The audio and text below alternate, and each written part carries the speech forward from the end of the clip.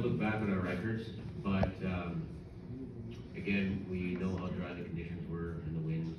Those fires were growing rapidly. We couldn't initial attack it and get it contained. While it was small. There's always been water bombs. Yeah. And whenever there's the smallest little fire, woof, they're there on it. Where the hell was everybody? We had a lot of large fires and other fires within the province, so they could have been engaged again So on we other throw fires. small ones till they get out of control, then it's holy shit. No, all of them are assessed, and we check them, and based on resources and priorities, that's how we engage the fires. We also leave it alone because there was no support to put it out in the first place. Can you please explain to them why you don't fight fires when they're far away from the community? Again, it comes down to prioritization. We had other fires jeopardizing other communities, so that is where our resources are engaged. When news starts happening, especially out in more remote locations, they are assessed, and we look at our resources and we try to get them when they're small, but that unfortunately doesn't happen all the time, especially in the conditions we're facing. That fire was just south of an old fire from 2023, I believe, the Allure fire, and it burned into it. Normally in those conditions, a fire burns out in itself because there's not enough fuel, but due to these conditions, it chewed through that old fire scar anyway, which wasn't expected, but again, monitored, and we put values on, or resources on it when we were able. We protected the foreign mine or assisted them with their sprinkler system. We monitored the fire as it continued to progress northward, and jeopardizing the 106, and then later towards Bird Portage. But then when you got 80-kilometer winds pushing a 40-kilometer fire line, we didn't know where it was going to breach, when it was going to breach, and how fast it was going to breach. Unfortunately, it breached directly west, with a west wind pushing it directly towards Creighton and Venera. There was a very small window for us to engage this thing. We tried, and ultimately, we didn't succeed. We did, although, protect other communities. We did our best there, and fortunately, we were successful, but we can't win them all. Okay, Stephen. I would like to know what supports there are for the people that lost their homes. I guess your PDAC program and the cleanup and things like that. Like what supports are going to be in place for us that lost our homes? We're still, as I said, we've set up the recovery task team, which will be working with the community to help clean up and coordinate some of that response. But I will turn it over to Noel to talk about the PDAP program itself.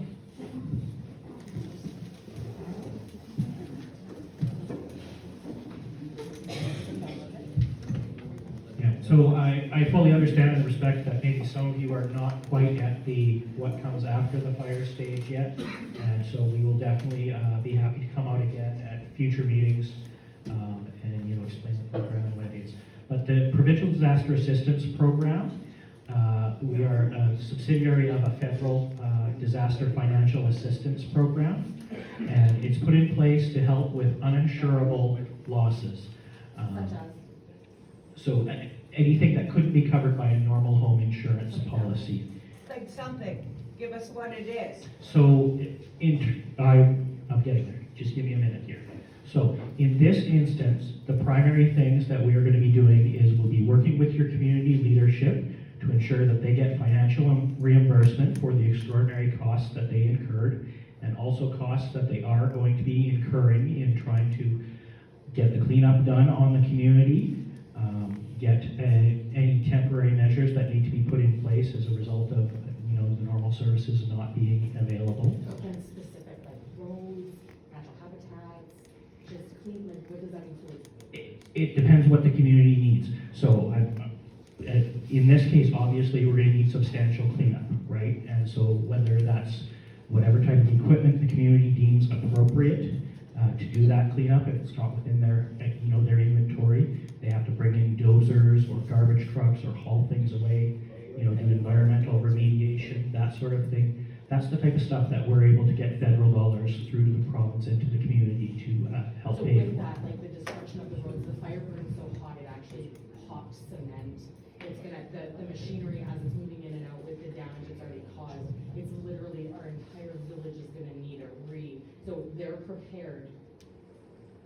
to put aside funds to recreate and help us build that back?